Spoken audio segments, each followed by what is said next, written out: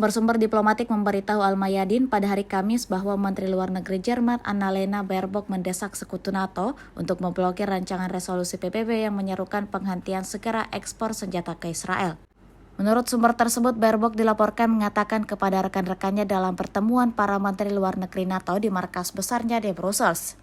Hal ini untuk menekan pemerintah mereka agar memberikan suara menentang resolusi embargo senjata yang telah diserahkan ke Dewan Hak Asasi Manusia pada hari Rabu. Pakistan mengusulkan rancangan resolusi tersebut atas nama 55 dari 56 negara anggota PBB di Organisasi Kerjasama Islam atau OKI kecuali Albania. Bolivia, Kuba, dan misi Palestina di Jenewa semuanya ikut mensponsori dokumen tersebut. Pemungutan suara mengenai resolusi tersebut dijadwalkan akan diadakan besok di Jenewa.